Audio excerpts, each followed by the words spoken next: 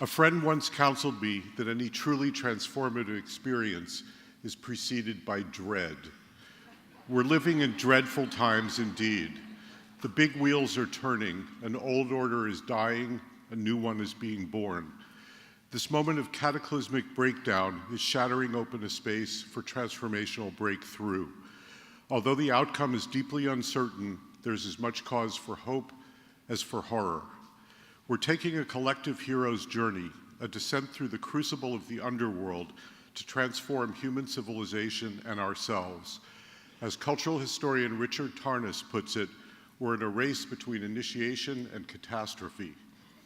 The classic hero's journey begins with a separation from community, from wholeness, from home. There follow a dark night of the soul, a deconstruction of the old identity, a crisis of meaning. The hero encounters mortal danger. A hovering shadow seems to darken the whole world, an encroaching peril. The hero goes through a deep inner descent, wrestling with the shadows of the darkness within. There's great suffering, the crucial point of transformation. The hero has to clean out the stables of the psyche and surrender the old identity. Only then can the hero discover the hidden potential within to become a person of world historical moment. Now the hero can re-enter the larger community, humbled, reborn, bearing the treasure of new vision and purpose. Today, modern civilization and the entire species are going through a collective hero's journey. But in this endgame, at the outer limits of Western civilization, we've separated ourselves from the entire community of life. As a species, we face mortal danger.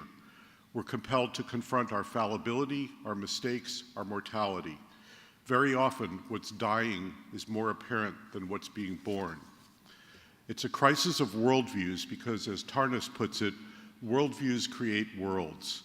Our celebrated civilization and rational intelligence have produced so much that is precious to us, yet that luminosity has come with an enormous shadow where we see ourselves as the sovereign, supreme intelligence in the known universe. It's produced a spiritual crisis as well as an ecological catastrophe that comes from objectifying nature as if it's just there for our benefit. Near-death experiences have tremendous power to reconfigure moral values. You see life differently. You see yourself differently. You develop new values, the importance of relationships, the importance of love, rather than of amassing a big bank account. As Tarnas concludes, as a species, as a civilization, as individuals, we can go through a profound inner transformation to be reborn into a new relationship to the Earth community. That's the measure of whether we're going to survive and flourish. Today, a new worldview is emerging that's also very ancient, the spreading consciousness that we're part of a much vaster web of life in a cosmos imbued with order and genius beyond our comprehension. This awareness is rising up spontaneously everywhere. Some of the largest global movements in history are converging in the recognition that it's all connected and we're all connected. The twin crises of climate disruption and extreme inequality reflect the biggest political failure in history, and they've catalyzed a 5-alarm political immune response. But the bigger the light, the longer the shadow. Indeed, we're living in turbulent times. We're swamping the drain.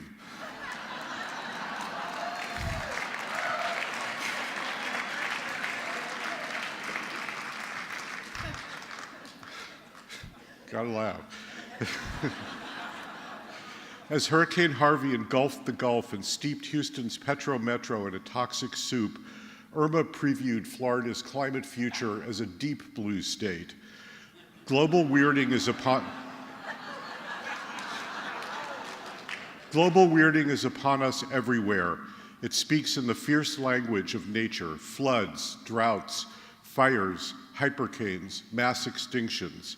Finally, that voice is being heard. Robert J. Lifton calls this mass awakening in the US the climate swerve. Denial is over, better late than never. Meanwhile, the corruption saturating the Republic is escalating the chaos by stoking the darkest shadows of the human psyche, the authoritarian will to power, the hungry ghost of greed, the trolls of racism, bigotry, misogyny. For this job, we need Ghostbusters. The Joker has taken over Gotham City. As Russiagate sucks the gangsters and warlords of Trumpistan into what appears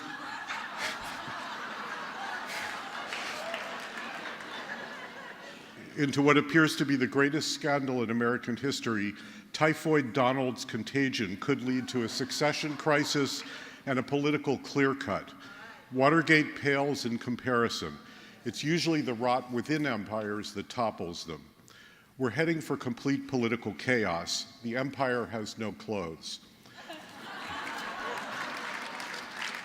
As Alexandra Stevenson reported from the 2017 Davos World Economic Forum, Summit of the Financial Masters of the Universe, the world order has been upended. The religion of the global elite, free trade and open markets, is under attack. The biggest concern? Finding a way to make the people who are driving populist movements feel like they're part of the global economic pie that Davos participants have created and largely own. In other words, make feudalism great again. Yes. Talk about a marketing challenge. Try selling that to a world where 5 billionaires have as much wealth as half the world's population, where 737 interlocking financial networks control 80% of global corporate economic activity, where what Naomi Klein calls disaster capitalism profits mightily from catastrophe and capitalizes on chaos to inflict radical fiscal and social policies that concentrate wealth and power even further. What could possibly go wrong?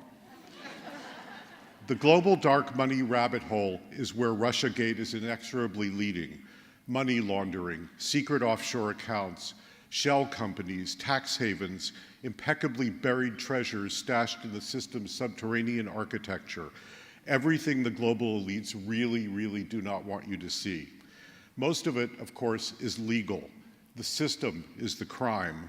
Resistance is anything but futile. Democracy movements.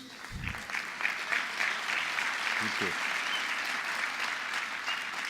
Democracy movements are erupting everywhere, confronting corruption, challenging austerity schemes and plutocracy.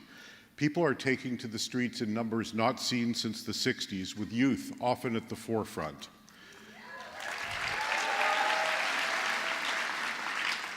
In truth, we're poised to make a quantum leap, to leapfrog into an entirely different way of doing things. In fact, nothing less will do. In this age of nature, calls for a new social contract of interdependence. Taking care of nature means taking care of people, and taking care of people means taking care of nature.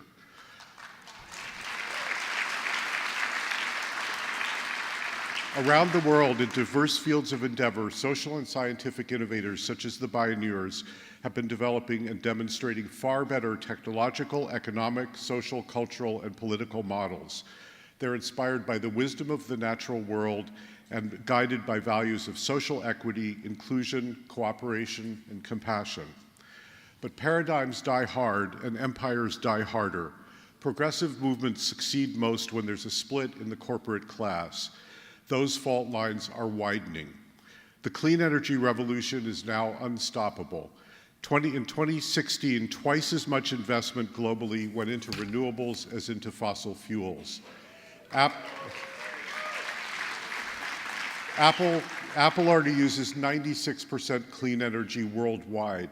23 Fortune 500 companies have pledged to meet 100% clean energy. The business case is irrefutable, and the worm has turned. California, the world's sixth largest economy, has already shown it's possible and profitable to decouple economic growth from carbon emissions while also addressing environmental justice and racial equity.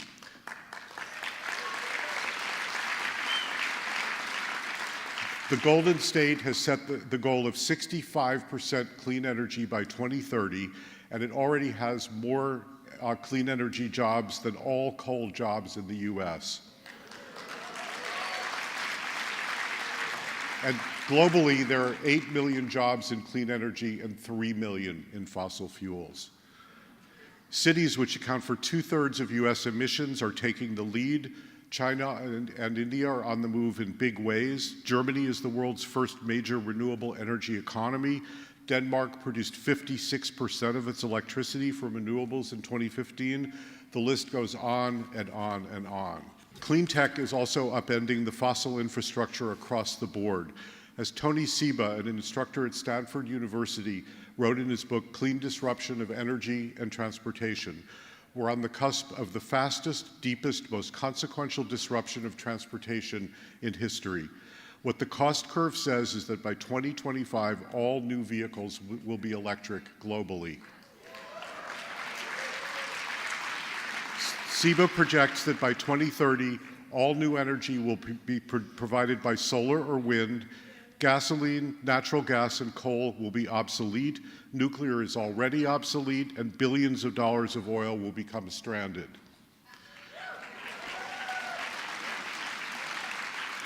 The imperative now is to fast forward the transition to 100% clean energy, keep the oil in the ground, and as Paul Hawken is showing, sequester carbon back where it belongs in a drawdown to 350 parts per million, which is completely doable with what we already know and already have. Full stop. Culture change usually precedes political change, and we're also on the front lines of cultural revolution. In the US, multicultural society is here to stay. 5 states and 50 metro areas are already majority-minority. By 2019, minority children will be the majority nationally. The entire country is projected to become majority-minority in about 25 years. 17% of new marriages and 20% of cohabiting relationships are interracial or interethnic. And 91% of respondents to a Pew Research survey said this: interracial marriage is a change for the better or made no difference at all. Millennials are the most diverse and largest generation in American history. According to USA Today Rock the Vote Millennials poll, almost 60% of millennials have a positive view of Black Lives Matter. The massive public blowback against Trumpistans' racist and xenophobic policies has shown how radically out of step this retrograde regime is with the arc of today's diverse, interdependent world. Very large sectors of the business community are pushing back, even if it's for self-interested reasons. Meanwhile, Trumpistan's immigrant bashing is awakening the Latino political sleeping giant, along with big business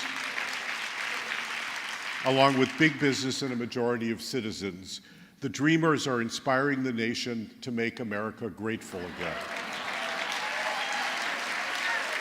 We're also surfing the next wave of feminism and gender justice.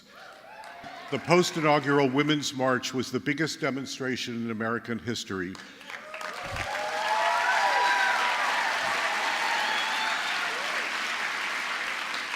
With women of color at the forefront, it's a shining expression of the inclusivity revolution. It's making visible a spreading collective understanding. The power and creativity of our diversity grows exponentially at the crossroads where disparate issues and diverse peoples intersect. As the book Sex and World Peace documents, states that have improved the status of women are, as a rule, healthier, wealthier, less corrupt, more democratic, and more powerful on the world stage in the 21st century.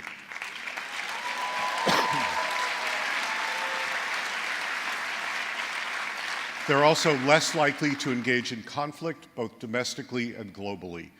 As Malcolm Potts and Thomas Hayden note, the true clash of civilizations in the future will be along the fault lines between civilizations that treat women as equal members of the human species, and civilizations that cannot or will not do so. Our entire idea of gender is expanding. California is about to join 5 other states now in making non-binary gender presentations available on driver's licenses. Culturally, there's no turning back. Meanwhile, Standing Rock has rocked the world, bringing indigenous rights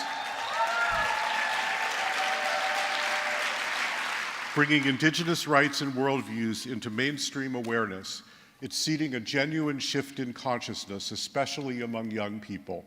Native peoples are showing the world what it means to come together not as protesters, but as protectors, peaceful guardians of the sacred sources of life and of justice. Indigenous peoples worldwide are linking networks to build power and engage millions more non-native allies. This has simply not happened before. It's a movement moment. The crossroads are getting crowded. And here we are. But make no mistake, the ecological debt we've incurred is dire. The cultural wounds are deep, and divide and conquer remains the preferred playbook. We're in for some very tough sledding across melting snow. Fortunately, nature has a deep capacity for healing, and people are profoundly resilient. Resilience is the grail, both ecological and social, enhancing our ability to adapt to dramatic changes and while bringing about social healing and reconciliation. If we act boldly now, we can still dodge complete climate chaos. It requires that we actually change the system, which requires that we build broad-based political power. But it has to be about much more than that. It's also about a transformation of what power means. We're moving away from power over to power to and power with. Power to create an ecologically vital and socially just world, power with each other to create beloved community. That's an epical shift in worldview. Why does this consciousness seem to be arising spontaneously around the world all at once? Our scientific understanding of consciousness is in its infancy. The psychologist Carl Jung deeply pondered this mystery of consciousness. While developing his theory of the collective unconscious, he identified what he called the governing principles of the psyche, the recurring archetypal myths, symbols, and stories that seem to be universally shared across cultures and geographies. Jung began paying attention to another mystery, frequent instances he observed in which a patient's inner state would be matched by an external event that seemed perfectly orchestrated to speak precisely to it, like some kind of spooky dialogue with an invisible ubiquity. Although these occurrences couldn't be connected by cause, they were unmistakably connected by meaning. Jung called these meaningful coincidences synchronicities. But how could such anomalies be explained in a materialist Newtonian cause and effect machine of a cosmos? It's the kind of question David Bohm studied deeply. As a leading quantum physicist who worked with Einstein, he also pursued his quest with leading spiritual masters such as Krishnamurti and the Dalai Lama, whose worldviews he sought to reconcile with science. After 40 years of research, Bohm proposed that the nature of reality is what he called a holo movement. He hypothesized that the cosmos is a single unbroken wholeness in flowing movement in which each part of the flow contains the entire flow. Bohm believed this holo movement has two aspects, the implicate order and the explicate order. The explicate order is the subset that's directly perceptible to the human senses and the mind, what we consider the physical universe. The implicate order is everything else, all that's beyond our five senses plus the intangibles of life. Naturally, we assume the explicate order is the fundamental reality. Bohm argued just the opposite. His analogy was that the explicate order is like the foam on the waves of the ocean. The implicate order is the ocean itself. The foam is like the nature of the physical universe. It arises and it passes away in the endless creation and destruction of matter. Bohm found this understanding of physics consistent with both quantum theory and spiritual teachings down through the ages. His pathfinding original research showed the electron in quantum physics behaves as if it somehow possessed an awareness of the rest of the universe. In some sense, he said, the electron is functioning as a conscious being, or it can't be distinguished from functioning as a conscious being. He proposed that along with energy and matter, there's a third irreducible component of the fabric of the cosmos, consciousness or meaning. He said each contains the other two. Carl Jung ultimately came to a parallel conclusion. He came to believe the collective unconscious supersedes human consciousness. It appears to pervade nature and the cosmos itself.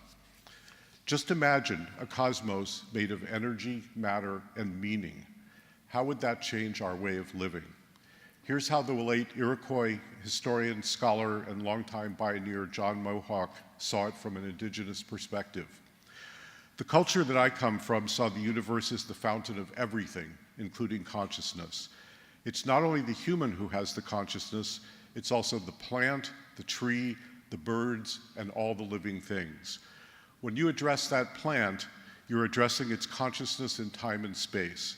You're part of whatever it is that brought the plant into being. You're related in this way. In our culture, we're scolded for being arrogant if we think that we're smart. An individual is not smart, according to our culture. Individuals are merely lucky that they're part of a system that has intelligence that happens to reside in them. In other words, be humble about this always. The real intelligence isn't the property of an individual or a corporation. The real intelligence is the property of the universe itself. That's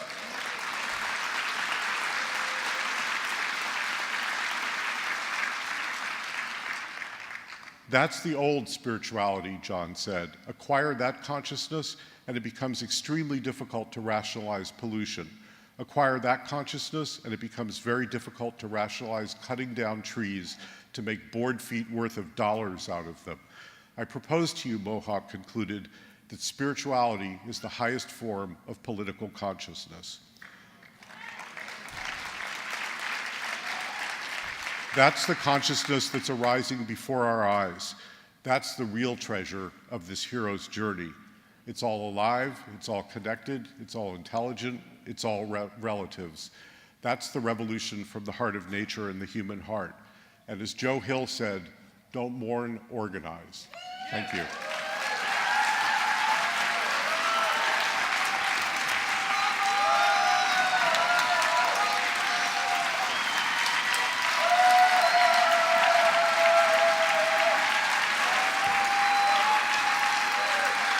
Thank you.